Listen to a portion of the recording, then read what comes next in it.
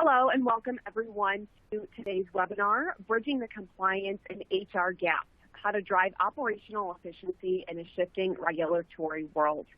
On behalf of Becker's Healthcare, I'm Erica Carbajal, and thank you so much for joining us today. So before we get into it, I'm going to walk through just a few quick housekeeping notes here. So first, we will start today's webinar with a presentation and panel, and you can go ahead and submit any questions you have throughout by typing them into the Q&A box that you should see on the right side of your screen. Today's session is also being recorded, so it will be available after the event. You can go ahead and use the same link and login information for today's webinar to access that recording if you'd like to see it once it's available. And if at any time you don't see your slides moving or if you're having any audio issues, just refresh your browser. You can also submit any technical questions into that same Q&A box. We're here to help on the back end with those. So with that, I'm pleased to welcome today's esteemed presenters. First, we have Donna Thiel, Chief Compliance Officer at ProviderTrust, Michael Rosen, co-founder at ProviderTrust, and David Servadidio, Director of Marketing at ProviderTrust. Thank you all so much again for being here, and I'll now go ahead and hand it off to you all. Hey friends, happy afternoon or good morning, depending on where you're at. We're thrilled to be able to come to you live today. We have a really cool session planned today. We got a lot to share, a lot to cover. A couple of things that I would ask of y'all attending and listening live is, let's make this as interactive as possible, right? We're going to do our best to get you the information that you need in an impactful way. We've got a ton of stuff to send after as well in terms of resources and things like that. But if you all have questions, please, we can see them coming in the chat. Just go ahead and ask. We'll do our best to address them kind of as we go. And if not, we've got some space carved out at the end for questions.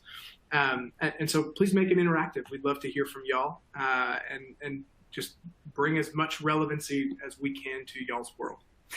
Today, I am thrilled. We had a little bit of an intro already, but if you haven't heard of ProviderTrust, I'm going to give you just a couple minutes of background about who we are and what we do in the world, and why it makes sense for us to talk about connecting HR and compliance and how to bridge that gap in a changing regulatory environment, especially in a world impacted by COVID-19 and an ongoing pandemic. Today's presenters, we are just thrilled to be able to have Donna Thiel, who has been a Chief Compliance Officer for one of the largest post-acute systems in the country, and has been our Chief Compliance Officer at ProviderTrust for several years now, is a subject matter expert and an industry trusted voice in the compliance world.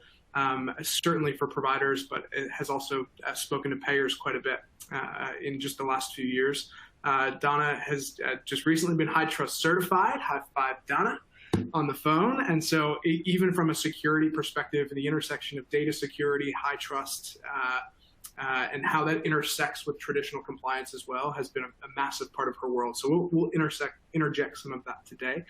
Michael Rosen is a co-founder of ProviderTrust, is, as he will describe, a recovering attorney and a lawyer by background, but that has brought his legal expertise and the way we think about the regulatory environment, both from a compliance and from a human resources perspective. It's been a critical, again, another industry trusted voice that both Mike and Donna speak at conferences really frequently about the intersection of these two. It's a topic that we talk quite a bit about, we're really passionate about, and both Mike and Donna are trusted experts on bringing that information to you. Myself, I'm going to be mostly the interviewer today. This is going to be a little bit of a podcast style. We were debating internally what's the best way to bring the most relevant information to you. We've got a couple of slides, but for the most part, I'm going to ask our panelists, Mike and Donna, questions about their experience based on questions we got from several of y'all in the audience, and what we are asked pretty continuously as it relates to the intersection between compliance and HR. So that's my role on the phone today. Here is what we are going to cover. A quick agenda.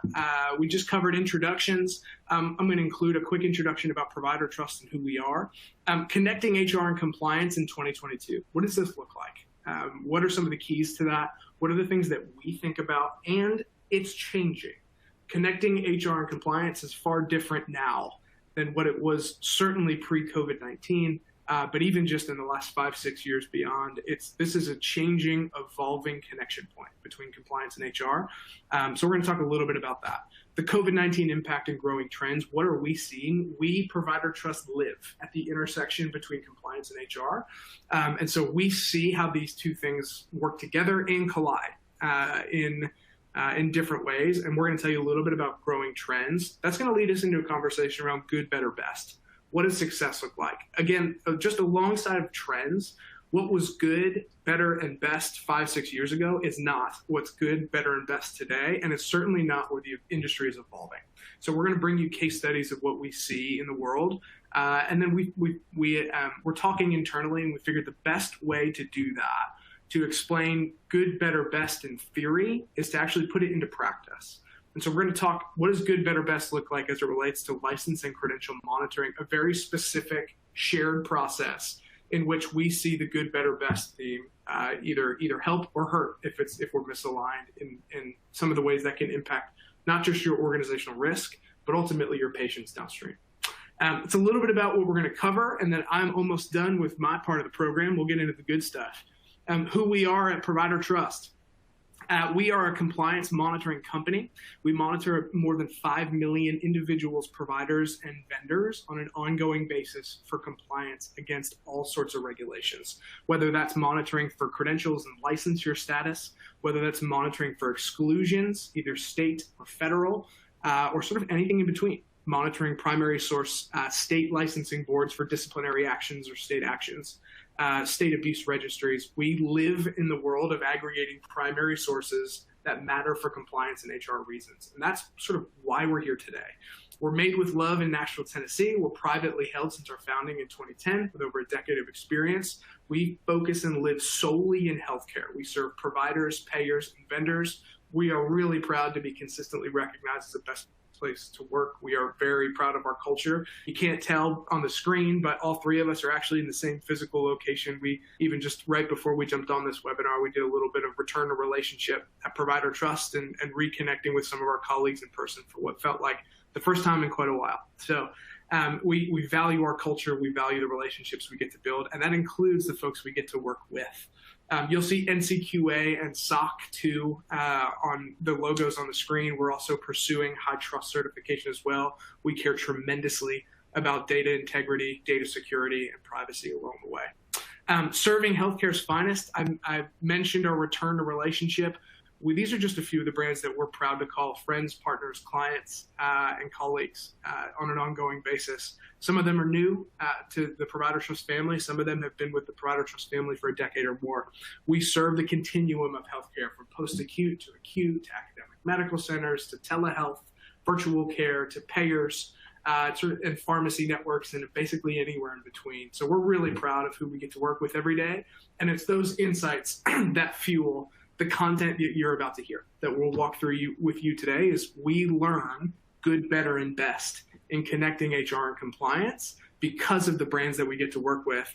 And some of them that you see on the screen today, we'll actually get a chance to reference and say, here's what best looks like because we saw this organization do it. And here's some of the, and have jointly presented that in other spaces across the healthcare ecosystem. So super excited to bring you some of the insights from very specifically some of the brands that you see on your screen today. The last slide of ProviderTrust, and then we are getting into it, is just essentially what we do. We believe pretty deeply at ProviderTrust that a smarter healthcare makes it safer healthcare. We believe that if we can make healthcare just a little bit smarter, we can make it a lot safer for everyone and make it a lot more equitable regardless of who you are, what you look like, or what your income level is. We can deliver a safer healthcare experience for you across the entire continuum.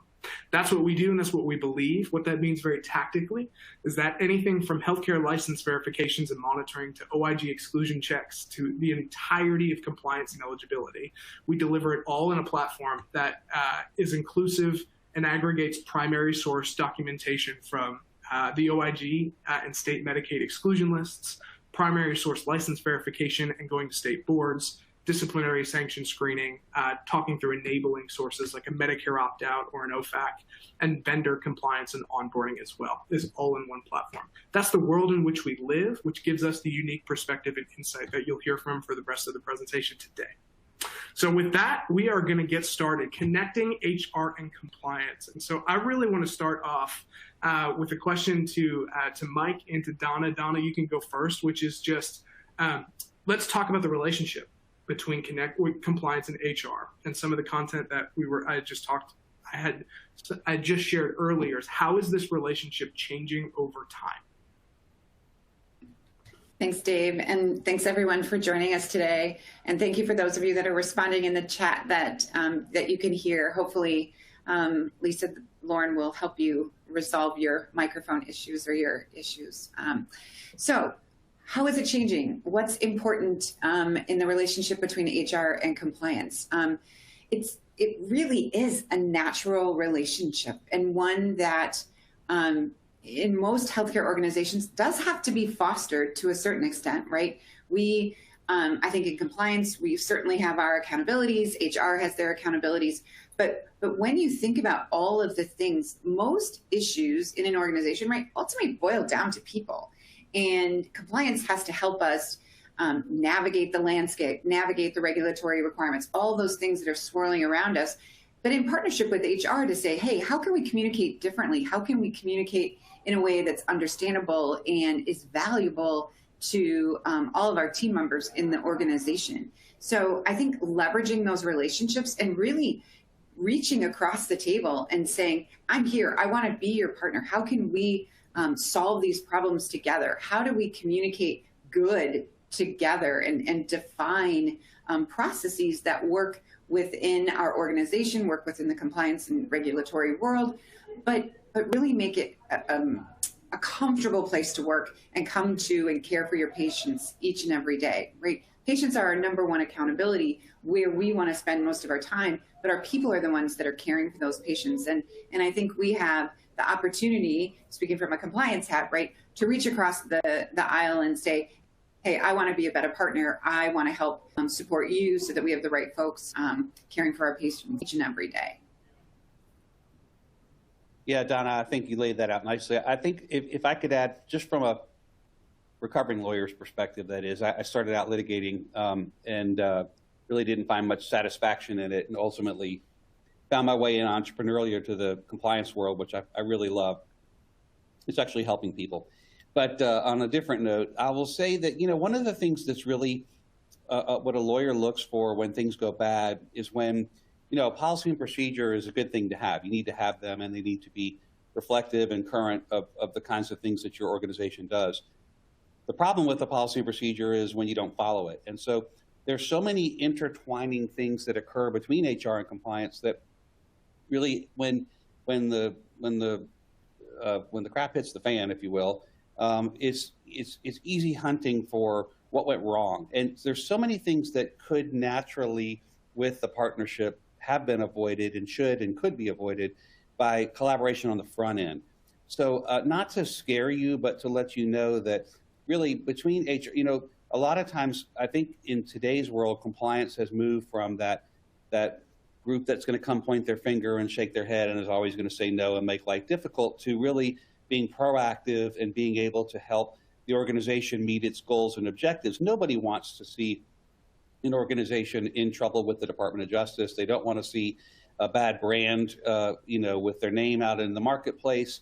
And that's why HR and compliance. And when you think about really the evolution or ecosystem, if you will, the patient experience, which is what we're all focused on. Even here at ProviderTrust, we want to make patients' experience safer with better data. That's our little way of contributing. And you, as a provider, hire what are supposed to be the best skilled and trained and licensed and credentialed individuals so that they can do what they've been trained to do, which is take care of patients. When that goes wrong and someone either isn't licensed, we can discuss that later, or doesn't believe in the quality and value of quality care, it drags HR and compliance, because HR is going to have to deal with that issue now that it's a people issue, and compliance is going to have to determine, is this reportable? Do I have to report it to the board? Is this something that we're going to need to resolve? So it really is where we see it best, and we're going to highlight Oshner in a minute, who does it so well, and pass on kind of how they've chosen to work together proactively, it becomes seamless, and then HR and compliance are really one. Thanks, Mike. Donna, I want to kick it back to you to just talk through the ideal relationship and the overlap between some of these. So, again, just setting the framework a little bit for some of the stuff that we're going to get into over the next 30, 40 minutes is, where are the intersection points and how do these things tie in from HR to compliance and the intersection of clinical along the way? What's the ideal working relationship between those three variables? Thanks, Dave. And I think when we put this slide together, right, we purposefully put clinical in the middle, right? Again, trying to put the patient in the center of everything that we're doing. And when you think about HR and especially in the world that we've lived in for the last 2 years, right, the rules are changing on a daily basis. We're having challenges finding staff. We're having challenges keeping staff. We're having agency staff in our facilities on a much more frequent basis. And what does that mean? That's this huge burden on our partners on the HR side, right? They are constantly recruiting. They're coordinating with any of these agency staff that they're coming into their organization. They're trying to make sure that they're properly credentialed. And we also know that during this past couple of years, right, there's been all of these emergency orders that allowed licensure restrictions to kind of go out the window at certain times. So they're just trying to make sure that the person has the right credential, that they're coming in the door, that they're onboarding them, right? Trying to hopefully get some sort of orientation and onboarding the protocols that are appropriate in the organization. And clinical sitting in the middle, just saying, help, help, help. I don't care. Like, I need people, right? I need people in to care for these patients. And compliance is all the way over here on the other side saying, whoa, whoa, whoa. I understand that all of these things need to happen. Let me help you. Like Mike said, I think feeling again, from a compliance perspective, right? Compliance is your partner, is your friend, right? We're not here to say no. We're here to say, here are the rules. Let's figure out a way to fit within those boundaries and get you what you need. And so I think the compliance side is saying, I'm going to help you with those regulations. I'm going to, keep us up to date, make sure that we're all on the same page, making sure that we're pivoting as quickly as we can to meet the requirements and also meet patient needs, which ultimately means meeting HR and staffing needs. And there are, like that last bullet talks about the ethical decision, right? There is a point in time where the pressure from the clinical team and the pressure that HR is feeling to get folks into your healthcare setting, it just mounts and mounts and mounts. And you have to think about what your risk tolerance is. What are the good ethical decisions that we have to make to again care for our patients? So I think the intersect is the patient in the middle, but it's how do we interpret the changing and evolving world around us so that we can support the very quick and fast-paced changes that the HR team is having to do in this, really especially in this current time. Mm-hmm. Yeah, Donna, let me add one more thing. I think what's will resonate certainly with both HR and compliance. There was a recent case that came out that I found fascinating and really takes it to a different level. Unfortunately, courts are now holding senior executives personally liable. If you're under a corporate integrity agreement, your organization, you, the compliance officer, are certifying that the things that you said the organization is doing and they're documenting and showing the OIG, it actually occurs. And you can be personally liable if in fact that's not happening. There was a case called Martino versus South Bay Mental Health Clinics. It just came out. And in essence, it involved a private equity firm that had purchased or had bought into existing 17 mental health facilities, if you will.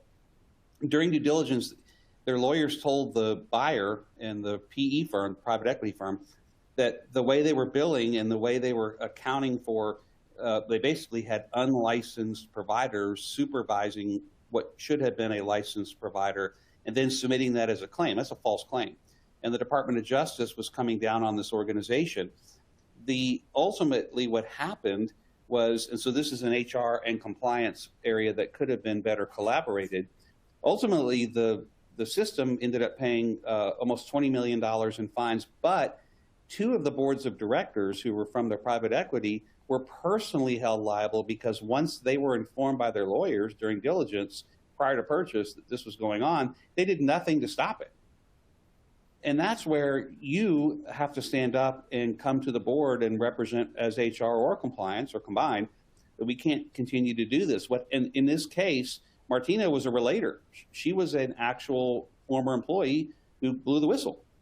So from an HR perspective, you do a good job bringing in people. They also could become key TAM relators if they see fraud and you aren't taking it seriously. So really, I think that case is designed to really kind of show you that had those organizations worked better together and had certainly the leadership taken it seriously, they could have avoided over $25 million in fines. That's a great share, Mike. As follow-up for everybody that's listening, we'll make sure to send out that case too, so y'all can get the primary source and get the directly from the primary source following the webinar. I wanted to ask one more question while this slide is on the screen too, to both of you. Is you all have been living in the intersection of compliance and HR for the last 2 years. We've all been continuously navigating COVID-19. I'm curious how you've seen that the relationship between compliance and HR evolve over the last 2 years, and in what specific ways have you seen this really get stress tested and force some evolution in the connection between both of these, compliance and HR? I can start if you'd like. I think it's just the reality that we all need a partner, and I think the challenges that we've been presented is there aren't enough people, no matter where you look, no matter what role you're playing. And each one of us, we all, whether it's compliance, whether it's HR, whether it's clinical, whether it's operations, finance, it doesn't matter, right? You need a partner. You need someone that is by your side, that is helping make decisions in a very fast-paced environment. And when you look at a lot of our enterprise clients and myself and my past life, like the leadership teams have to come together. There has to be continuity and consistency in our messaging, and we have to make fast, difficult decisions. And so I think what I've seen is perhaps a little bit of knocking down those walls and knocking down those silos and just saying, we have to be a team in order to survive. I mean, quite honestly, to survive and for our organization to continue to be able to meet the needs of our patients, our clients. And so I think as difficult as it has been, there will not be, kind of a looking backwards or going backwards to that very siloed organizational model. I just don't think it works anymore. I think there has to be collaboration, and I think maybe, I'm not sure the good of this, but one of the things you can look at is how did we iterate? Like, how did we change when there was no script, right? There were no scripts for us to figure it out. And so to me, that's what I've seen mostly is I'm not wearing the same hat I wore yesterday. I'm wearing, 10 different ones and ones I never thought I would wear. And I think that's going to continue in the future. And I think it helps all of us realize that we are partners as we're trying to make these difficult decisions. Yeah, Dave, I know in a minute we're going to talk about the 7 elements of a compliance program and remind you that you already should be doing some of these, which is another way to bridge that gap between HR and compliance. Douglas actually asked about how do you connect risk, quality, and patient safety with HR compliance. I love that because he's thinking, as a team thing. Donna, you actually were a client of ours. You were with one of the largest long-term care providers in the country. And we were a solution for you. I would love if you could tackle that question, because I think your team did a really good job and your board actually embraced the value of compliance. So how do you connect not just HR compliance, but risk, quality, and patient safety? That's a great question. Honestly, it starts at the top. I obviously reported to the board and to the CEO, and I had the opportunity to meet with the CEO all the time, but like every board presentation, every board report, I sat with him and we always put patients first. Everything in our board reports were quality first. That's what drove our organization. And I think he was absolutely the proponent of patients are our number one reason that we're here. Quality first is the most important. And so having compliance sit with this, sit in that space and really be able to say,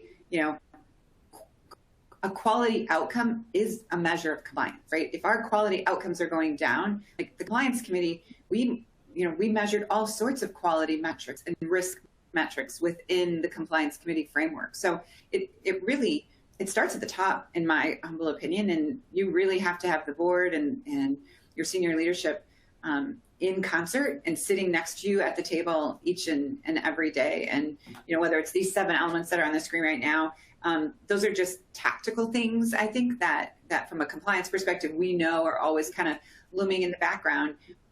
But they're a framework that we can all kind of use as our guide. And some of the presentations that our team has done, and we talk about these 7 elements, we link them to HR specifically and show how there's marriage and partnership. But I think if you went through all of this and layered on top of it quality or clinical, you would see that same synergy exists, right? It might look and feel different when you're talking about monitoring and auditing. You're monitoring quality outcomes, patient outcomes, as opposed to monitoring metrics as it relates to claims and outlying claims and that sort of thing, or monitoring a metric in HR relative to turnover.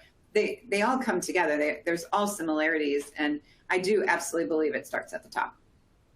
Yeah, Donna, I think you nailed it. And I would say a takeaway and a win for each of you on this call, whatever your role or involvement is I would challenge your senior leadership to allow you to be present and or present at a board meeting.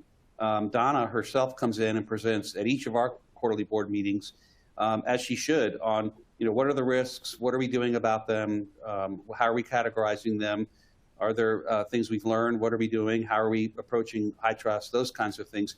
Our board deserves to know, and I don't want them to be in the dark of not knowing what we're doing or taking something seriously.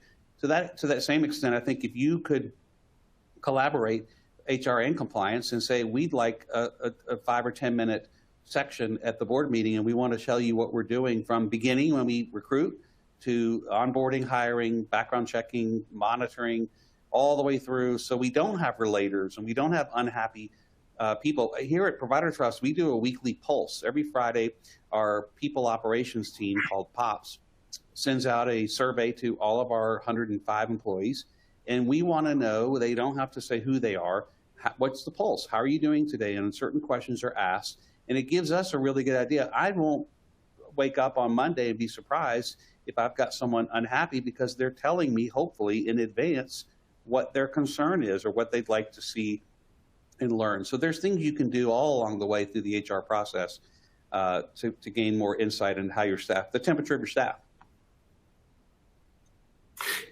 We touched on 7 elements of an effective compliance program, which is an accepted standard thing that you'll hear a lot about, not just from us, but other folks across the compliance continuum. I think one thing that we have observed from the ProviderTrust seat has been in each of these continued collaboration from HR and compliance over the last couple of years. And so specific to, we're going to get into one of them at the end, just to go a little bit deeper in when we say more connected, what does it mean? In monitoring and auditing. And what does that look like in a good, better, best scenario? So I want to take us actually there. I think it's a good time to talk good, better, best. And I think for those listening, we have several hundred folks listening into this live. When we consider a good, better, best evaluation criteria, I think pay special attention to what Donna and Mike are saying, and where do y'all stack up, right, on the good, better, best continuum, and what does it look like to move from good to better or from better to best? And I would really challenge y'all to consider that. And so, Donna, let's start with you. Let's talk good, better, best. What does good look like? What does better look like? What does best look like? And do you have specific examples of where you've seen that? Absolutely. And David, if it's appropriate, it might even be great for people to put in the chat, like how they define good, better, best, or what they feel like examples of good, better, and best look like in their world. So I think good, when you start with good is that you have a relationship with HR, right? And really focusing on, do we have, ad hoc conversations? Are we sitting at the table on any sort of cadence? Do we have a relationship? Are we partnering? At ProviderTrust, we focus on exclusion monitoring and license monitoring and people and all of those sorts of things.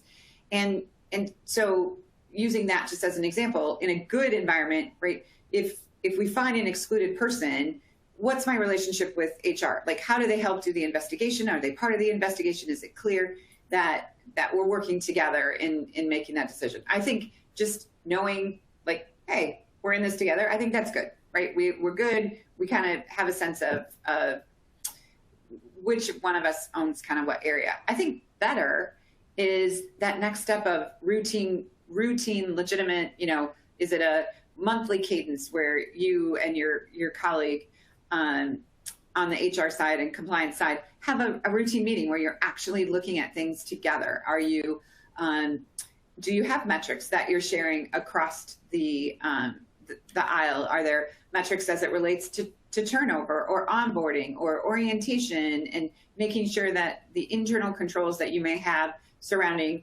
in my life, in my past life, right, no employee could work the floor without going through orientation, and orientation had to be done within the first, 3 days, right? Those were metrics that we monitored to make sure that we were meeting them. HR drove orientation, HR drove the hiring process. But on the compliance side, we were monitoring the metric to make sure that we stayed in compliance with our own, own policy, which again, ultimately relates to patient safety, because you want to make sure your folks are trained before they get in. So better to me is really that great relationship where you have a routine cadence. I think best, Mike alluded to Ochsner, and we have just a great partnership with them. And we spend a lot of time with our friends at Ochsner and do some co-presenting, and have had a great opportunity to get to know them well. And they've actually combined their HR and compliance functions under one umbrella in their organization.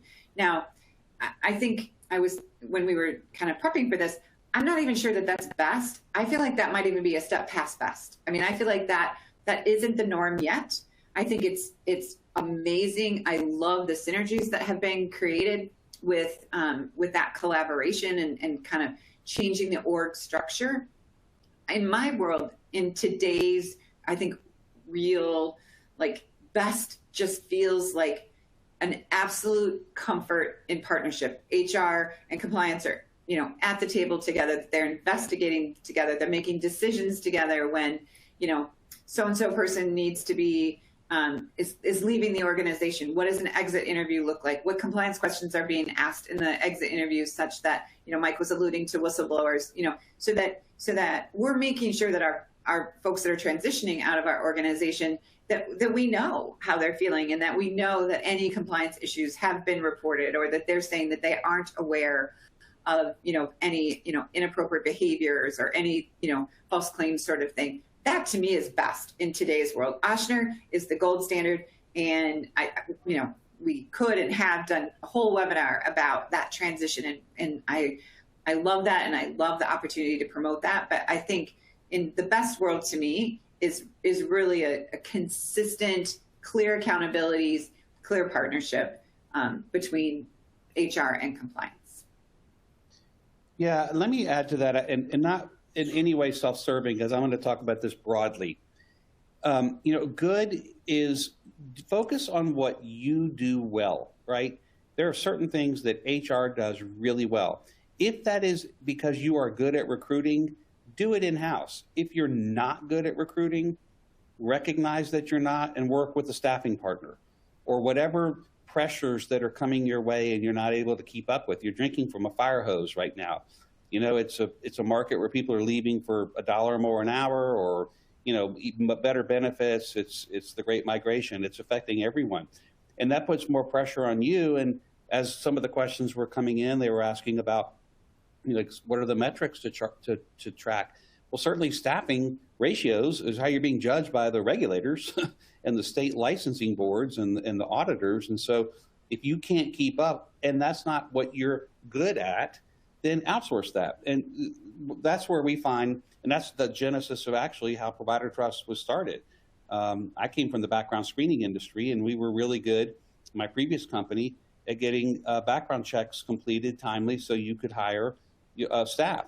And then no one was monitoring that person the day after they started. Well, that's when your liability begins, not ends. And there was no solution really out there. And I saw that and thought, we should focus, but that's all we want to do. We just want to focus on one thing and do really intentional work. And there are people, whether it's a hotline or whether it's a monitoring service or all the different things you could consider outsourcing, find what is better, because a lot of times people will think, this is public record, I can just download the OIG list. Sure, it is, but it comes in poor data format, and data coming in, data coming out, being poor both ways is not reliable for you. And so when companies, whomever they may be, are really proficient at trying to solve something so that you can focus on providing care, actually that's really where you should be focused, is the measurements of and the delivery of quality care. Let others help you do things. We always say if we can help our compliance and HR colleagues sleep better at night, they shouldn't have to worry, is their staff licensed? Is their staff able to bill Medicare? Are they excluded? And that's just not something you should have to worry about. You got much bigger fish to fry. And so I think so that's moving from good to better to best, is some things are done well in-house, some things are not. And finding that trusted provider. Donna is in the midst right now of assessing our vendors and having to determine the risk assessment associated, making sure we don't handle PHI, but we handle PII. And that's a very valuable asset to bad actors. And we have to be very careful about not exposing your employees' data out there. And so that's where we rely on the best of breed software programs and other consulting firms that help us make our systems, locked down and tight. And likewise, you're doing the same, where it might be better to partner with somebody else. I love that perspective. Thanks, Mike and Donna. The other thing, I think William asked a great question that I want to make sure we touch on here, because I think it relates to the good, better, best, is what's the relationship between overall health system trust and successful compliance? It's a great question, and I think I'm actually a marketer on the phone, and I think something that I pay attention to a lot is brand reputation, and how people perceive you. And when you think brand reputation, that is not logos, colors, and a great website, right? That is what people perceive of you in the market, and the considerations that go into that. And we've seen this go really, really well. So today we're talking about HR and compliance. I think a component of best is when those outcomes and the highest standards are actually, one, connected with the vision and the mission of your health system, and you can actually put some teeth behind that. And then secondly, I think it's absolutely a growing trend that we've seen, especially during the pandemic, of partnering with your communications team and making that part of your overall story that you're telling of patient safety and quality, and the measures that are put in place to ensure that when a patient walks through the front door, that they can trust that their provider is licensed, not excluded, safe, fraud-free. So I think the connection there is a really important one. I think it's integral. I don't think it's we've seen brand erosion with health systems that we've seen in the industry, that when they have so many, they have a critical licensure issue. They've had a nurse on staff that did not have a license, wasn't appropriately licensed. How quickly that can hit the news and erode health system trust. The other piece that I think is really critical to this as well, that I would add in, is health system. Today we're talking about compliance and HR, but the health system trust extends far beyond just your employees. And so Mike alluded to this before, of part of your health system are your vendor partners that come on site, the vendor partners that you write checks to, the physicians that are referring to your health system and ordering services with your health system, the home health provider that you're working with to outsource services. So all of that becomes part of the trust metric of your health system too, and going all the way back to 7 elements of a compliance program. Is the better we are at that, the more it actually, I think, directly impacts health system trust, and you can actually leverage that in a way that directly contributes to your mission as a health system. And it's just critical. It's a critical piece, and I see a lot of organizations do this well. I also think it's rare to find best to that degree. And I think it's a good challenge for all of us. William, it's a great question. We've got a ton of questions too. I'm going to keep them rolling as we go. The next piece that I want to get into is actually going a little bit deeper into a specific process to say when HR and compliance are connected in this changing regulatory environment, what does good look like? Very specifically, we're going to anchor to the process of ongoing continuous license verification and monitoring for your licensed staff. This is a process that we have seen maybe 3 or 4 years ago. Donna or Mike can help me out on this. We've seen was probably either housed in one place or the other, or nowhere at all. As we're seeing this today, what best looks like is where your HR and compliance functions are both have a seat at the table of how do we do this really, really well, both from an initial background check to credentialing, to continuous license verification and monitoring, and making sure compliance and HR are both tied to that. It's a people process, but there's certainly compliance risk associated with not doing this well.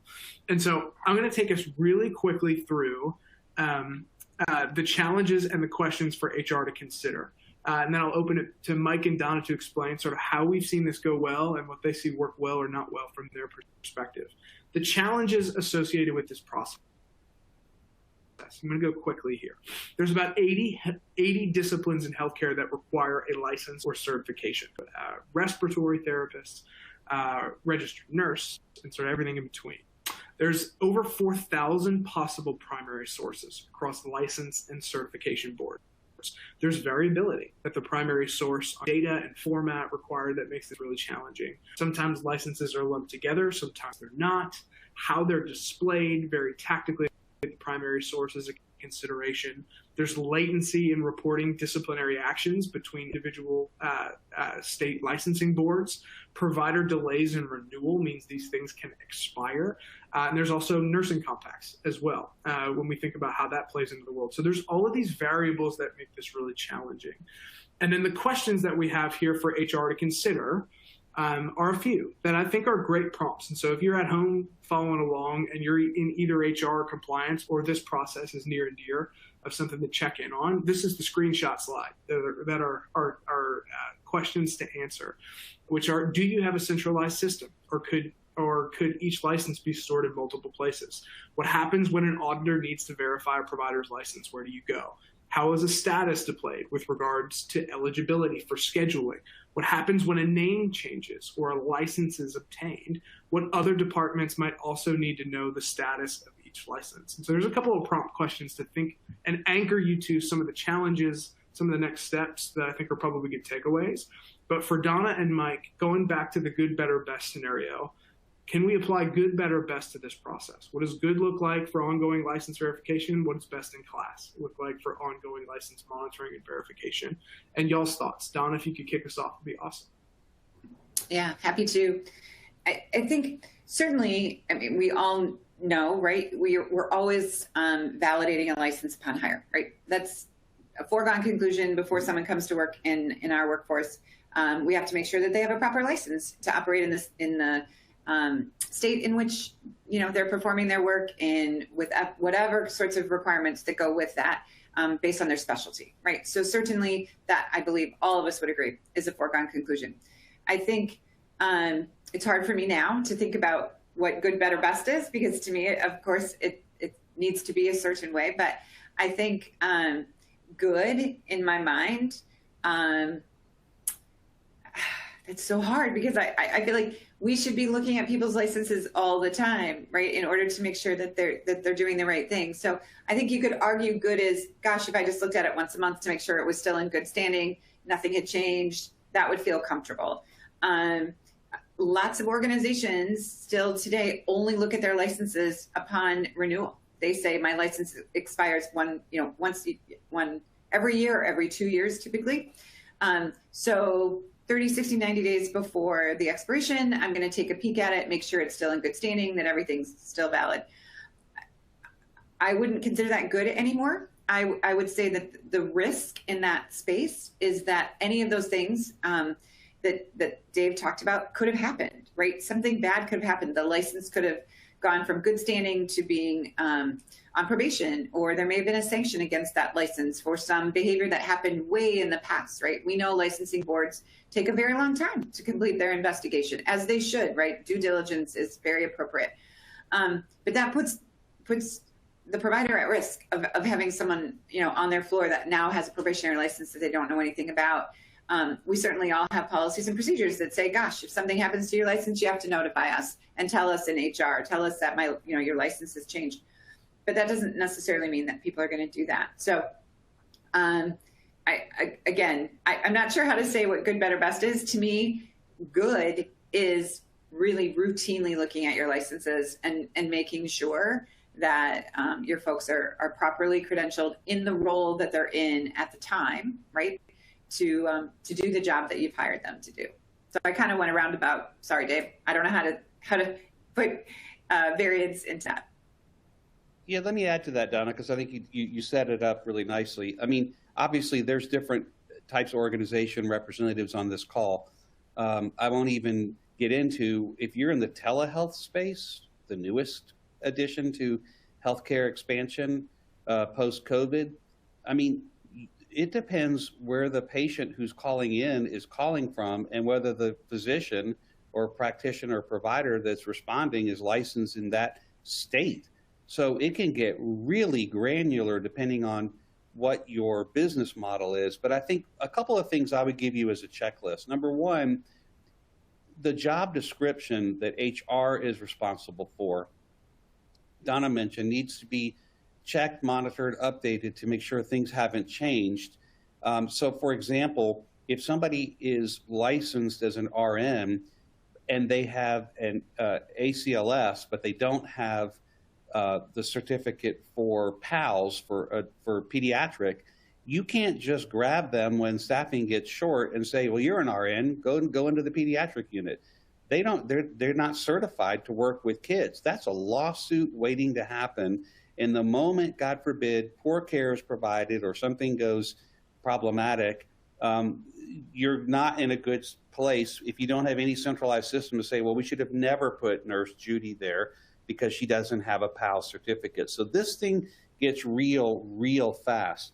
One thing, so make sure job descriptions are updated, make sure compliance is aware of what the job description are when it comes to how staffing is put in place. I would also suggest taking a look at your vendor contracts.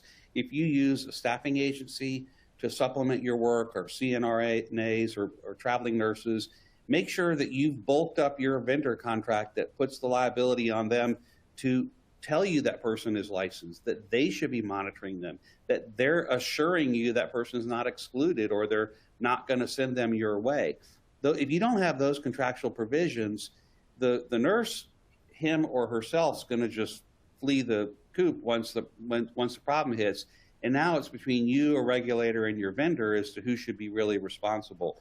So there's some things you can do in your contracts to shore up your liability. And who's tracking the law changes? Look what's happened with COVID, where there's been this expansion of an emergency order. There were several states that said, look, if your license is due to expire, we're going to extend it for 6 more months because we, the licensing board, don't have time to get through all these applications. If you don't know that, are you terminating somebody unlawfully because their license didn't renew and they literally have applied on time but are waiting for the state? Or what laws that require a different type of certification have taken place? Is compliance telling HR you need to update your job descriptions because something changed in Alabama?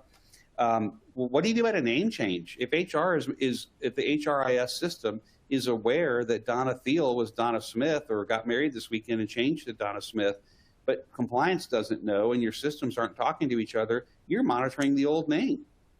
You're monitoring the wrong license. And there it is of record. It's in your HRIS, but 2 systems are not talking to each other. And then as Donna mentioned, what we find for the few bad actors that are in healthcare, and thankfully it is few, percentage-wise, they're not stupid. They run into issues. Mostly it's drug addiction or other problems of that nature. They're feeding their habit, their theft or otherwise.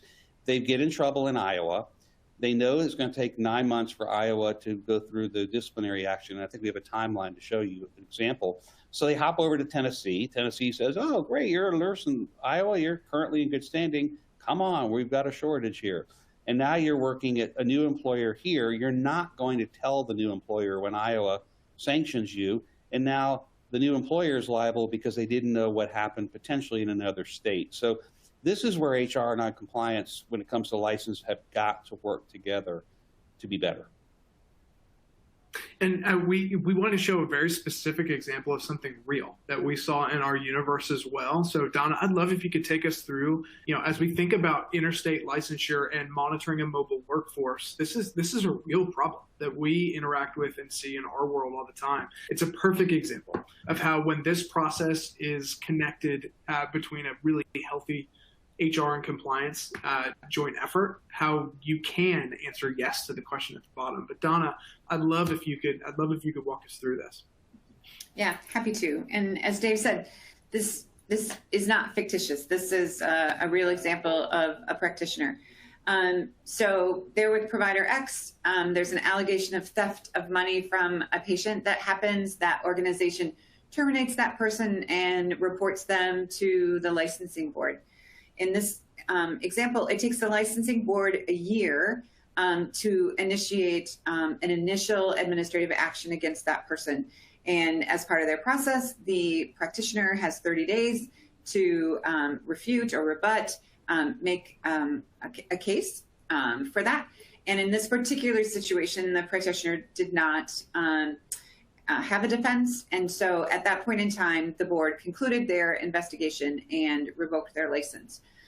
Something we really haven't talked about is that the OIG, the Office of Inspector General, has the authority, the permissive authority, to exclude someone based upon a license revocation. And so in this particular case, the licensing board information was reported to the OIG, and the OIG took that permissive authority and made the decision to exclude the person. Now, you'll notice it took 7 months, right, for that to happen. So for 7 months, I didn't have a license, but I was still not excluded. And if you know very much about, the OIG and exclusions, you know that SAM, generally speaking, has a reciprocal exclusion that comes about right after the OIG excludes you. And in this scenario, during this course of time, after the person got excluded, they changed their name. They might have gotten married, they might have gotten divorced, they may have chosen to change their name, who knows, right? But they changed their name, they moved to a different state, and in this time period, they were issued a new license in the new state, just like what Mike was referring to. And fortunately or unfortunately, the last bullet of this slide, the next part of the story is, and then the new employer that hired this practitioner with the new name and the new license, when they were brought into the system and started monitoring them, found out that this particular person was actually excluded under a different name and had a license that was revoked in another state. And so this, unfortunately, is a story that we see in the movement of bad actors, as Mike would say, and a really great place where HR and compliance are absolutely collaborating to make sure that as folks are coming into their organization and the journey of their employment with you, that you're continuously making sure the information that you have tied to a person is accurate and up to date, and that you are consistently looking at a license and making sure that everything's in good standing. Same with the exclusion monitoring as well. That's well said. And what I would say is over time, as this process is maturing, license monitoring and that the ongoing continuous daily license verification, so that every day when you come to work that your practitioners have a valid, up-to-date license in whatever state, is an emerging and growing trend in healthcare that we see. That frequency of monitoring is a big deal. And I think the question in the bottom, this is a slide from a year or so ago, but the would you catch it is, for sure, a couple of years ago, it was a would you ever know? And now I think it's emerging into this, and how long would it actually take you before you caught it too? And what we're seeing is that best in this scenario is you catch it almost immediately if you have a really good monitoring solution and a connected HR, and not good enough. On the other end of the spectrum is if it takes 6 months to catch, and then all of the risks to patient safety, to quality. Certainly there's a financial and a risk component in there as well. Is if you have a license monitoring process right now that is not good enough, and it takes you 3, 6, 9, 12 months to catch this potential issue, that represents a real risk to trust of your health system and trust of your process, and certainly all the way back to trust between HR and compliance. And I think it's a really good example of it's a good time to reevaluate something like this as a foundational element of the 7 elements of building an effective compliance program. It's a good time to think through just how good are we at this, because I think it will speak volumes to how connected HR and compliance really truly are. Dave, one other thing. Mike, I look like you were going to jump in. Go ahead. Yeah, one other, if I could, just from this timeline from January 2018 forward, any reimbursement that you receive by federal healthcare dollars, CMS, Medicaid, Medicare, CHIPS, TRICARE, or even under your contracts with any of the payers, right? Blue Cross, United, Cigna, you've got a contract provision that says you wouldn't put that person out in the workforce. The OIG will fine you, but you also potentially have false claims. So where this really comes to matter are when you have billable people such as therapists, people that bill by the day, by the patient, and it's trackable.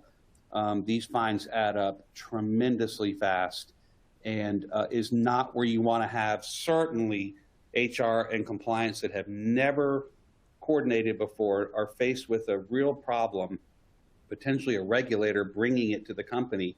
And now you have 2 dual departments that are trying to jockey or figure out what happened and let alone determine who should respond. That is not where that's not when you want to be in that situation.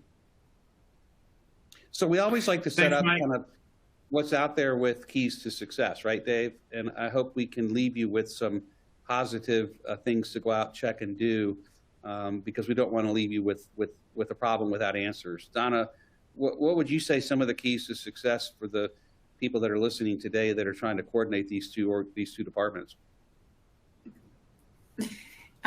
Certainly, I think taking all the things that we've just been talking about, right? It's absolutely looking at your current processes. Like, how do I reach across the table? How are HR and compliance, partnering? Are we partnering? First, ask yourself, like, what is a good cadence? I've seen a couple of really great questions down here about, like, what should HR do, or what should compliance do? And that's the most important thing, right? As you're looking at how are we going to be successful, take a pause, sit down and ask yourself, in my organization, what hat do I have and what hat do you have? Where should we be collaborating versus being in silos?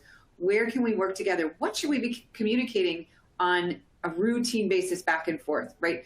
Do we have risk? We've just talked about licenses and exclusion monitoring as just one example.